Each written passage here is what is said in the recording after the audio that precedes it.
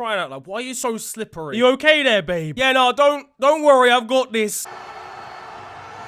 Are you sure that you've got... Yeah, look, don't worry about it. I'm just still in the process of... Game's literally over. Like, why are you... Look, it's a tricky customer, but I'm still gonna get... Yo guys, it is your boy Niran here, and you are watching FTW. This, of course, is the series where it brings you the best and more frequently the worst of what football has to offer during the last 7 days. But what's been kicking off in the world this week? Well, everyone, their nan, their old next-door neighbour, their chemistry teacher from 10 years ago, and their pet gerbil currently has COVID in the UK. Look, I know there's not much positivity around Christmas right now, other than our test result, but rest up if you do have it, and when you're better, have your own Christmas with your parents or your family at the start of January. Not really the approach being taken by football though, with Premier League clubs deciding they'll fulfill all of their festive games despite the rise in cases. You're gonna have footballers cutting about like this for Boxing Day. But before we get into today's football festivities, how about a festive deal from the lovely people over at NordVPN? NordVPN is a quick and easy VPN service that offers you greater protection and security on your tech devices as well as online anonymity. But how can you at home use it? Well, we all know how busy the festive period is for football. Or at least, hopefully anyway. You want to watch the club you support whilst you're eating Christmas leftovers with your third cousin. But dagnabbit, it's not on the TV. They're not playing all of the games. Well now, all you need is NordVPN. You can change your location to somewhere else, anywhere else across the globe. Suddenly you can watch it now. You can use it for that. You can use it for accessing faster broadband speeds, watching TV shows on streaming platforms from other countries, and much more. And even better than all of that, I've got a banging deal for you to use as well. You can use the link down in my description to get yourself a 2-year plan plus an additional extra month for free for a huge discount. And you don't want to miss out on a bargain like that. So go ahead, click that link down below. I'm waiting. Get a move on. On to the football though now, and contender for most dramatic game of the season goes to Liverpool versus Tottenham, where the points were shared in a 2-2 draw. Before the game, James Milner appeared to accidentally post about a tough journey to Spurs, and he was right about the result. Is this man a time traveller? How have we managed to lose points before we've even played the game? What else can James predict? Right, I'm getting a vision. I'm seeing something. It's Trent. I think he's crossing the ball. Mate, are you telling me we paid 25 quid for this? Chances are he forgot the game hadn't even been played yet with his Zimmer frame of a brain. Him and his denture-esque body were the least dramatic thing here though. Harry Kane gave Tottenham the lead, which now sees him level with Fred in terms of goals for the season. I'm not annoyed. I'm not crying about it at all. And Tottenham had plenty of chances to extend that lead before half-time, including Lil Deli Vert here, until he got distracted. The way life goes for Tottenham next, however, not quite as positive. A Liverpool equaliser, then a late studs-up challenge from Harry Kane somehow escaped review for a red card. He said he got the ball in a post-match interview. How'd you know? Your eyes are closed for a start. Apparently, not being that type of player may have had an impact on him not being sent off, according to Peter Walton. Alright, safe. Are we just doing background CRB checks on players now? You might as well send Paul Pogba off before the game started. We're gonna have undercover feds investigating Jack Grealish in training. Slice your mum with Harley, bro. The media aren't exactly helping the situation either. English sweetheart and patriotic Caucasian captain Sir Harry Kane, MOBE, slips in unfortunate clash before presumably adopting orphans. Minutes after scoring and searching for any form of life in Tottenham's trophy cabinet, Andrew Robertson was sent off. You're expecting me to complain, but no, this was a nailed-on red card.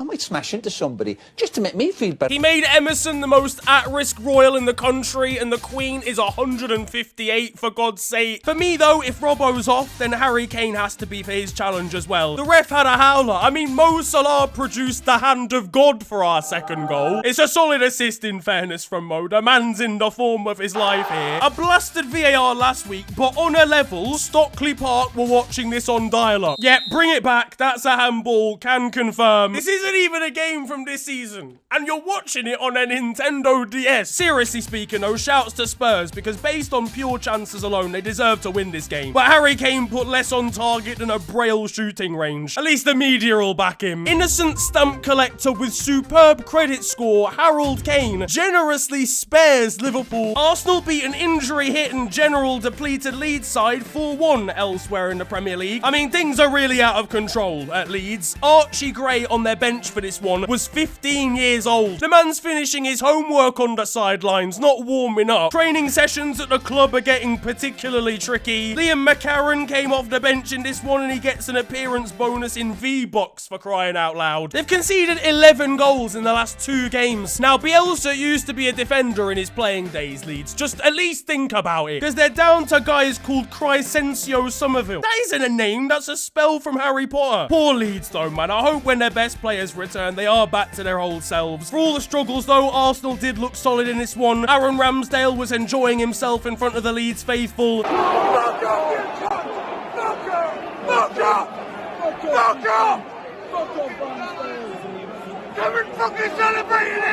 It's a shithousery award for the Gunners goalkeeper. And to be honest, it seems like opposition fan beef is just something that he thrives on. Yesterday there was, you'll never play for England, you're a Jordan Pickford. And I'm just singing along with it.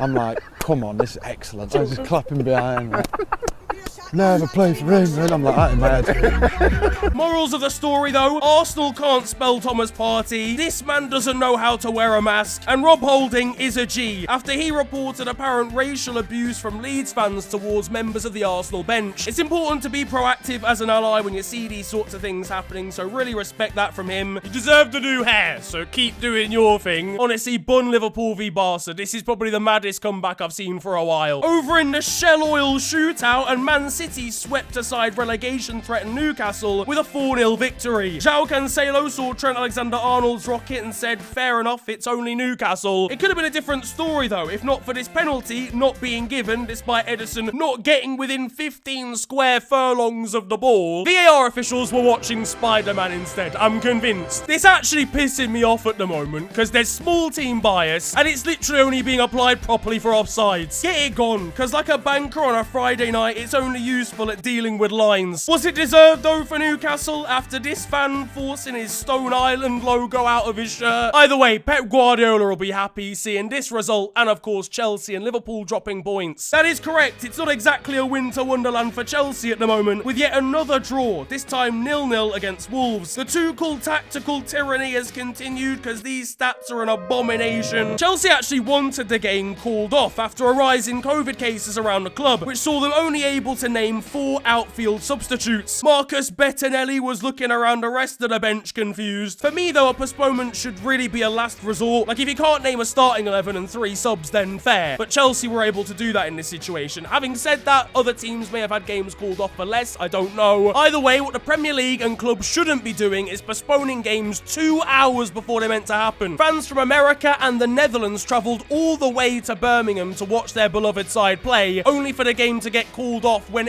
pretty much everyone had arrived to the stadium. You know about the COVID cases well in advance. Cancel the games earlier. Back to Chelsea though, and they were scraping players together, and if I'm a Chelsea player and the boss wants me off for Saul, then it's not happening. I'm taking matters into my own hands. It's a surprise they even struggled in this game, especially with the titanic ability of Christian Pulisic. So what do we got here?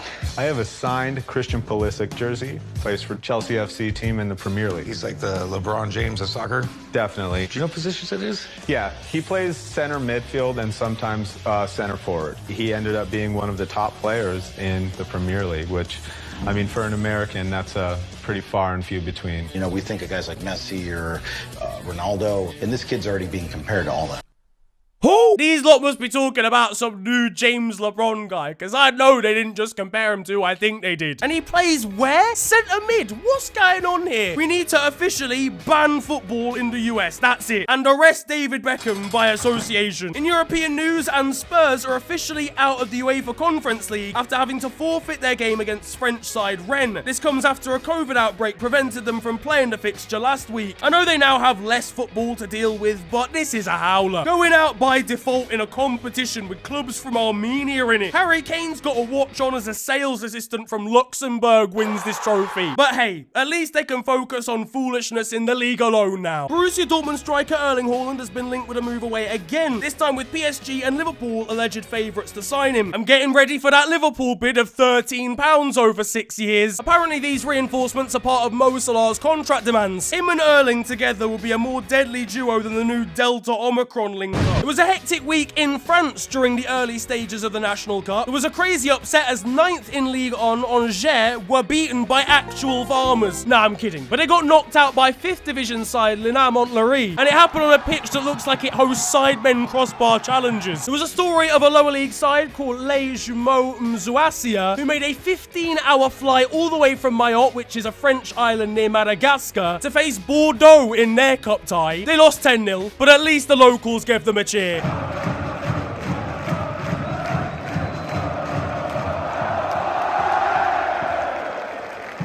And PSG are through after a pretty routine victory against third-tier opposition, but off the pitch...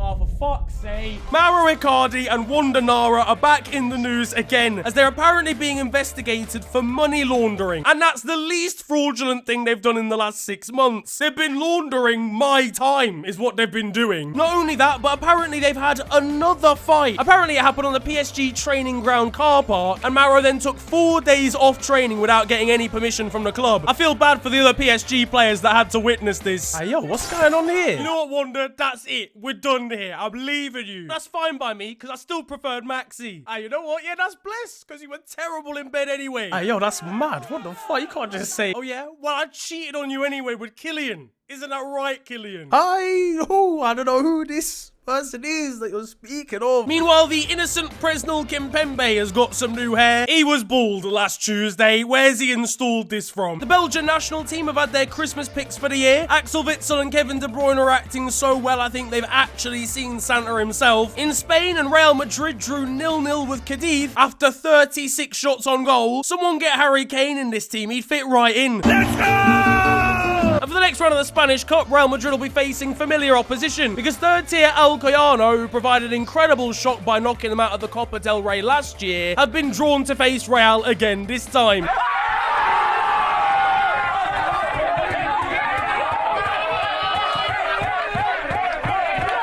Striker Jorge Molina became the oldest player to score a hat-trick in any of the top 5 leagues in Europe. Fair fucks, the guy's witnessed a final supper and Ansu Fati. And speaking of Barca youngsters, it's become apparent that Gavi plays with his shoelaces undone, because apparently he genuinely can't tie them very well. There's people on the Leeds bench that can do that, and they're 8 years old. And we've got some elite time wasting here between Sevilla and Atletico Madrid. In Italy, and whilst 1-0 down in the dying embers of the game against Napoli, Franck Kessié and Milan thought they had got themselves an equaliser, only for this attacker lying on the ground who wasn't even involved to have been called offside. And it's literally only being applied properly for offsides.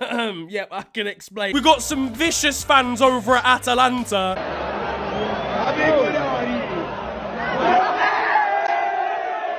Meanwhile, our goal of the week this week comes from England, actually, and specifically down in the 9th tier for Nantwich. Adam Owen, take a bow, because this is one of the most ridiculous acrobatic goals I've ever seen.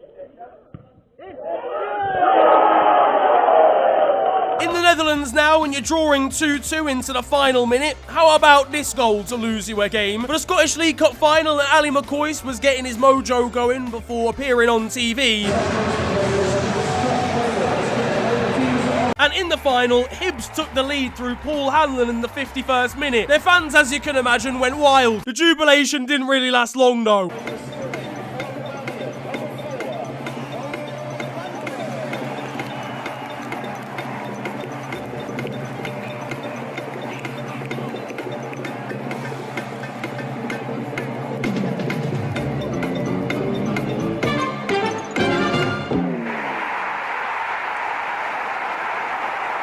Meanwhile, there's the story coming out of Portugal, where Porto are apparently paying a witch doctor £150,000 a year in a bid to help them win the title. Apparently, he can read the future and predict match results. Well, how's that gonna help them? If the result's already set in stone, they're not gonna be able to change it, are they? Hello all, and welcome to The Beautiful Game, the segment where we take a look at the poetic and brilliant side of the game that we love. We are back, by popular demand, for yet more glorious beauty. Virgilio Alvarenga con Dante López con Darío Verón. And that concludes The Beautiful Game. Closer to home, and it seems like the Derby job is finally having an effect on Wayne Rooney. Aston Villa midfielder John McGinn has claimed that he's got massive buttocks, and that's what makes him the player that he is. Yaya Touré's primed and ready for an interview. Tennis star Emma Raducanu won Sports Personality of the Year. After a breakout 2021, Michael Owen was one of the first to congratulate her by posting a picture of himself winning the award 20 years ago. Congrats, Emma. Here's a picture of me winning the 2010 Nigerian Regional Duck Duck Goose Championship. League 2 side Bradford City are on the brink of being taken over by cryptocurrency investors. Contract negotiations there are gonna be a bit wild. Now, I know you're wanting £10,000 a week, and I understand where you're coming from, but I can offer you this pixelated image of a monkey. Meanwhile, there's seemingly disgraceful stuff coming out of Oldham Athletic, who have banned 2 fans and season ticket holders from attending games for 3 years for publicly criticising the club's ownership online. I don't know exactly what's been said online, but you can't ban your own fans for having an opinion on how the club's being run. They're also trying to ban them from away games, which would involve them having personal data sent to other clubs, which is of course illegal. So I'd implore you to look into the story, and Stephen Brown, who's the general manager of the club, we can't allow him and club owners to treat their fans in this way.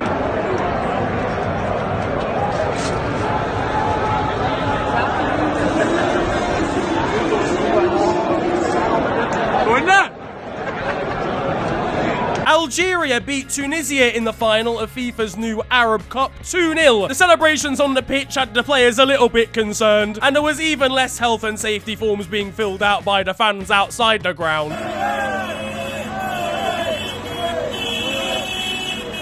Over in South Africa, I don't know what this team has done to this manager, but he's really going through it. You once said football can kill you. Is that how you feel now after what you just saw? Yeah, this one is a real death. How do you explain so many opportunities and no goals today?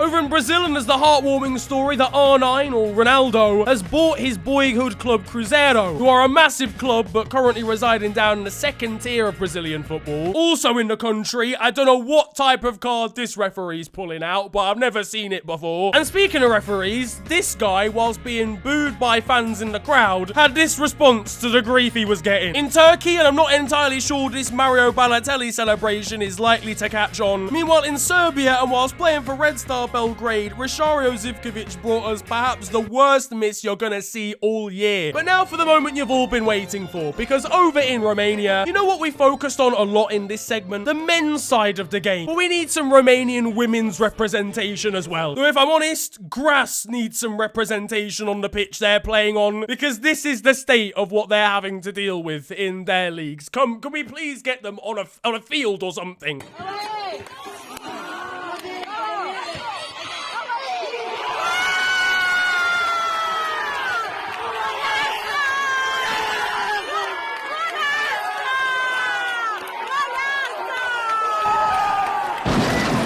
In Poland, and the most recent Manager of the Month award saw a prize being given out. The prize being FM22. What are the Polish FA trying to say about the managerial ability of their managers if they think they need to play Football Manager? We've got the wildest save you've ever seen in the world of futsal here. Over in Argentina, and the quality drops significantly with the worst free kick in human history. Whoever's involved in this, stop it. And in Scotland, Kilmarnock sacked their manager Tommy Wright this week after their game in the league was postponed. I mean, that seems a little bit harsh. The guy can hardly control the weather. So moving into Tuesday, there'll be some sunshine. No, it's raining. Get the fuck out of here. Now though, it's time for Still 0-0, and you guys know the score by now. This is the segment of the show where I bring to you the best of Sunday League and amateur football. Now this time we are travelling far and wide for our amateur clip. It's a penalty shootout, and you know the phrase. It's not over till it's over. El Laucha que salta en el centro. Ahí va Marconetti. Palo y afuera. Palo y afuera. Gol, gol, gol, gol, gol, gol, gol, gol. Es gol, sí, señor. On to the weird stuff though now. Over in Botswana, and we've got the derby to end all derbies with the police 11 facing off against the prison 11. Get sent off in that game and you're getting a new 3-year sentence. Over in Brazil, if you win player of the match for Sao Paulo's women's side, you win a brand spanking new barbecue. I shit you not. And finally, over in Argentina, in a playoff match to get promoted from the 3rd division to their 2nd tier, it was a battle of the goalkeepers in a penalty shootout, where a 37-year-old was the star of the show, and his opposition number was the villain. Our 37-year-old friend saved the final vital penalty from the other goalkeeper and got his side promoted. Don't know why you'd have your goalkeeper at number 5 on the list, but that's not the point here. That, though, is going to wrap up football this week, and I hope you have enjoyed it. If you have, then feel free to slap a like on the video, and of course, subscribe if you're new to the channel. You can also follow me on social media. It is at @theofficialfng on Twitter and on Insta. It's been a pleasure ranting at you guys today. Have a wonderful day. Enjoy yourselves, and goodbye.